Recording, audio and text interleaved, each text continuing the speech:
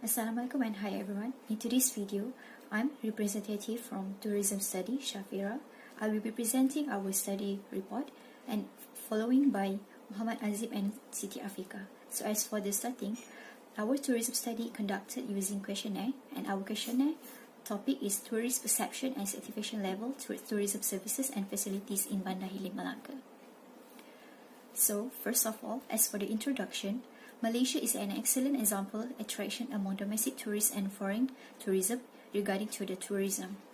In Masdi Manan research, he stated that satisfaction level is important in influencing the choice of tourist destination because the feedback in satisfaction of the tourism product and services.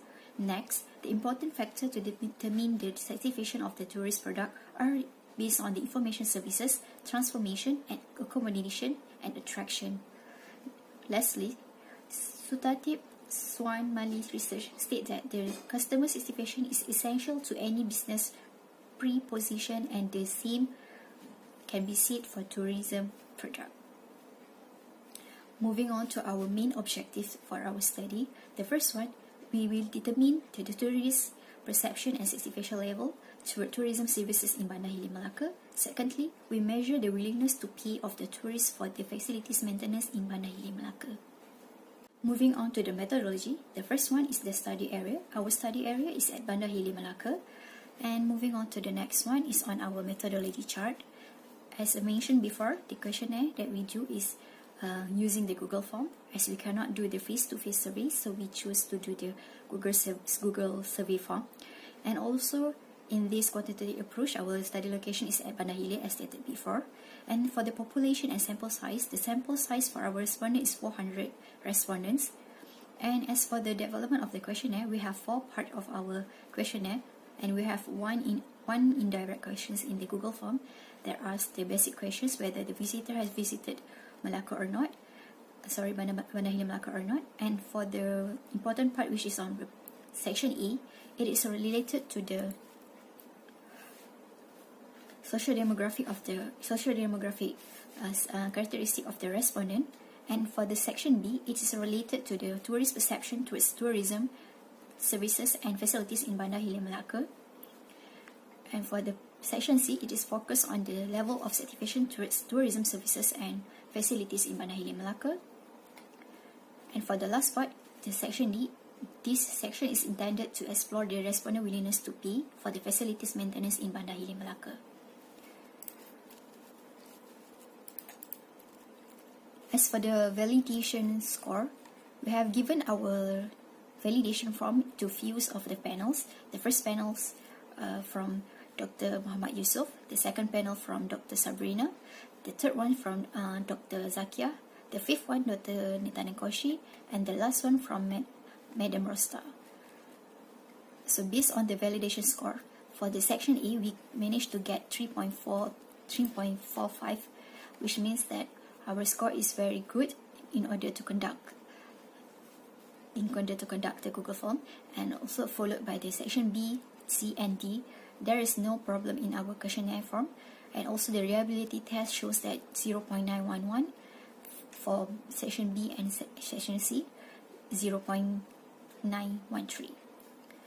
As for the data collection, we use the weight-based survey, which is I mentioned before, the Google form survey. And the sampling technique for this is unrestricted self-selected surveys. This is because we cannot actually know who's the respondent that going to respond to our Google form. And also for the data analysis, we use descriptive and statistic, which is using the frequency, percentage, and mean that we analyze the data using the SPSS. And also we visualize the results in the form of tables, pie charts, and bar charts. I think that's all for the introduction and also for the methodology, and I will pass to the next presenter. I will continue on the result and discussion part. For this section, is the introduction question is to identify respondents' frequency visiting BANDAR, HILIR, MELAKA. There are around 40% of the respondents have visited once BANDAR, HILIR, MELAKA. and they have 7% of the respondents have visited more than 10 times of BANDAR HILIR MELAKA. And the last time the respondent have visited BANDAR HILIR MELAKA is on 2020. They have the 30.50% of respondents have visited Melaka around 2020, and the latest one also, they are 31.25% of respondents have visited BANDAR HILIR MELAKA on 2019, and only 4% of visitors have visited BANDAR HILIR MELAKA on 2007 and before. Okay, for nationality, they are all of the respondents are Malaysians, 39%, and there's only 0.4% are Bruneians and Hong Kongese. For the state region, most of the respondents are from East Malaysia, which is 38.50% respondent, from Kelantan, Terengganu, and Pahang. And for the international respondent is from Hong Kong and Brunei. Okay, for the gender, around 72% of respondents are females, and only 28% of respondents are male. For the marriage status, 80% of the respondents are singles, and there's only 90% of respondents are married. Okay, the average age among of the respondent is most of the respondent is to 21 years old to 30 years old, which is 75.25% of the respondents. And the education level, most of the respondents are bachelor degree, which is 60.5% respondents are bachelor degree. Okay, I will move to the next slide. Okay, for the job category, most of the respondents are students, which is the 61.5%, and the least respondent are the retired person, which is the only 1.8 respondents are retired, and the average of the gross income per year among the respondents is 30,000 ringgit to 40,000 ringgit, which is 81.25 respondents. Okay, for the section B, the purpose of this section is to study about the tourist perception, tourist tourism services and facilities in BANDAR HILIR MELAKA.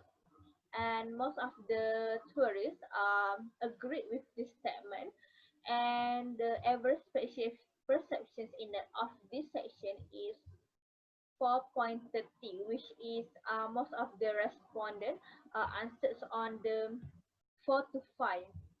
And most of the statement that they are agree most is the 4.49, which is the most of the respondents are answered 5. They are really agree on the tourism activities such as museum visitations that are provided in BANDAR HILIR MELAKA, reflecting the history of Melaka. Okay. Okay, they are summarized on the table before. They shows that the respondents most agrees, which is historical tourism activities, which is the score is 4.49. Okay. Okay, for the section C, the study is to study about level of certification towards tourism services and facilities in BANDAR HILIR MELAKA. And the highest score for this section is the most respondent satisfied is tourist services such as museum, junker walk, boat cruise, and tour information details, which is the score is 4.27. But the average perceptions index is also score 4.9, and most of the respondents are satisfied with the tourist services and facilities in BANDAR HILIR MELAKA. And these are the summaries of the figure. And yes, the highest score of the level of satisfaction is on tourist services, which is 4.27, and the least is the satisfaction is more on the parking facilities, which is scored 3.54. Okay, for this question is on the open-ended question. Um, most of the question is on there are any services or facilities that respond are satisfied with, and most of them are satisfied with the tourist services. And the other comment, they said that the museum is still in good condition even though it is has been built during colonial era, and they have the beautiful and creative photo spot for attractions and for taking film for the tourists. And the new attraction is the river cruise and Tamisari. Questions number 11, section C, also in the open-ended questions. As on there are any complaints about the services and facilities provided in BANDAR HILIR MELAKA, and most of the respondents are complaints on the parking facilities, which is says that the parking space is limited and charges of parking fees is unfixed between when weekends and weekdays, and parking system are unsystematic. And some of the suggestion is on the 70%, which is on the complaints on the traffic congestions uh, still happens, especially during school holiday. Okay. And the last question on the section C is which is asked on there are any suggestions for improvement about facilities and services.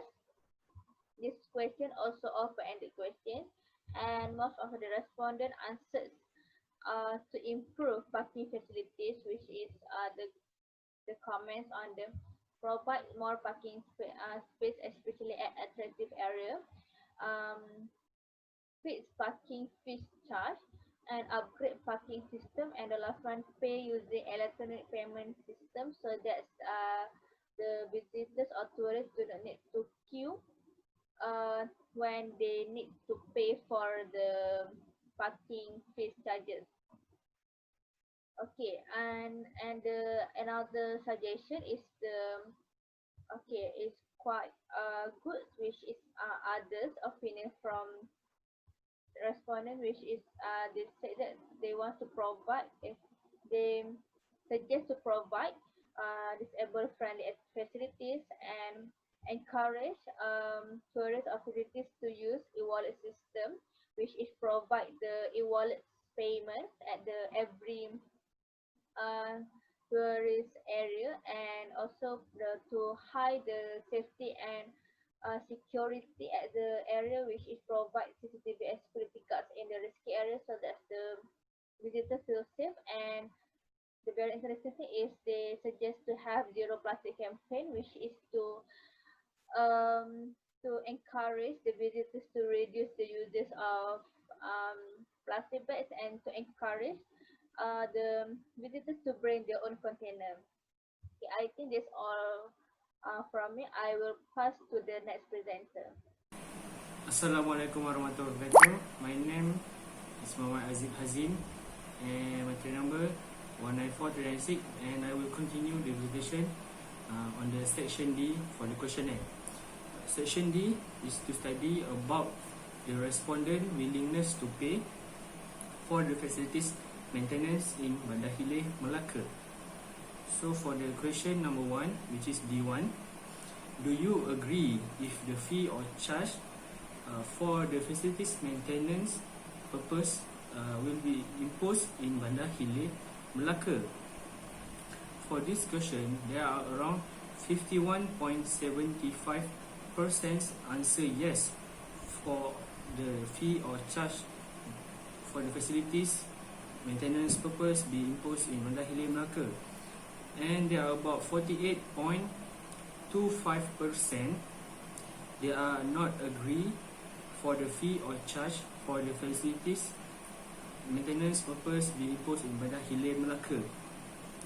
So for this question number 1, which is D1, for the respondent that answer yes, they will proceed to the second question, which is D2.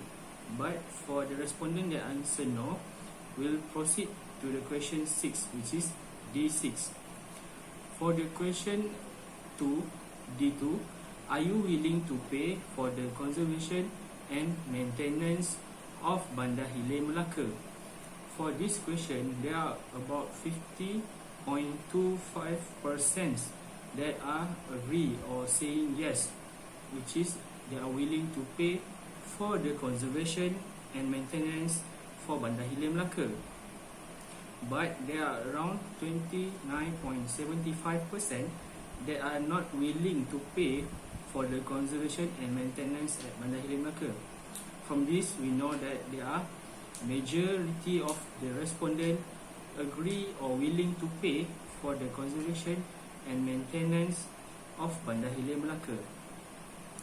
Okay, for the question number 2, if the respondent answer yes, the respondent will proceed to the third question and the fourth question, which is D3 and D4. And the respondent that answer no will proceed to the question 5, D5. For the question 3, D3, if yes, what is the maximum value that you are willing to pay in unit ringgit Malaysia? So there are about 81.50% that are answer below than 10 ringgit, and the list is RM61 ringgit and above, which is 4%. Okay, next is question number 4. If yes, please state the reason of your willingness to pay for the conservation fee or charges.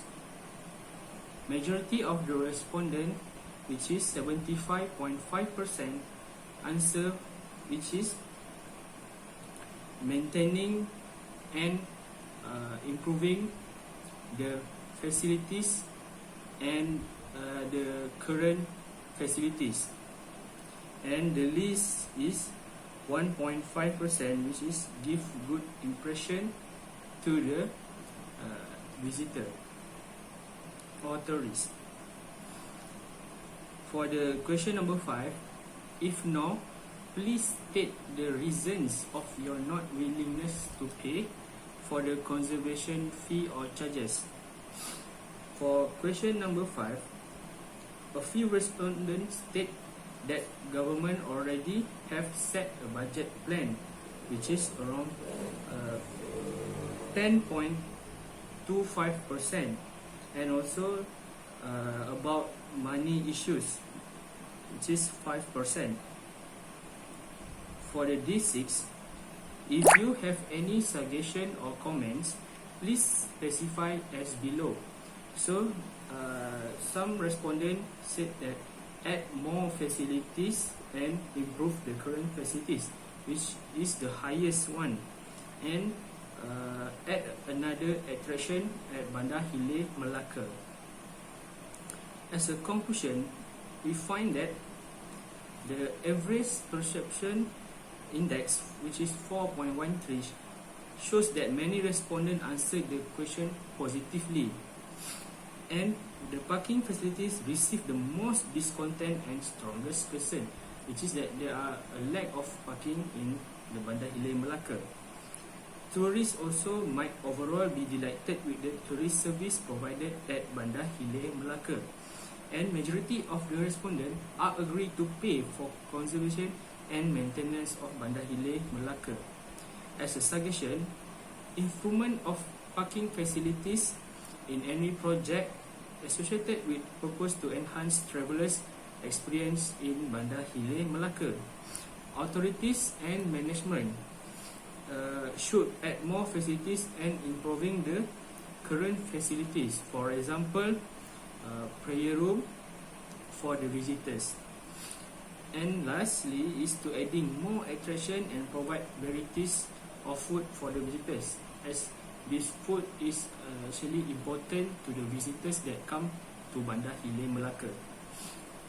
Limitation for this research, there is no past study about the tourist perception and satisfaction on facilities in Bandar HILIR Melaka. the infectious disease of coronavirus, COVID-19, caused the research could not be done face-to-face with the respondent to dispute the questionnaire. And lastly, it is quite difficult and take longer time to reach the expected number of respondents using this method. This is the list of reference that we use with this research. I think that's all for me. Thank you very much.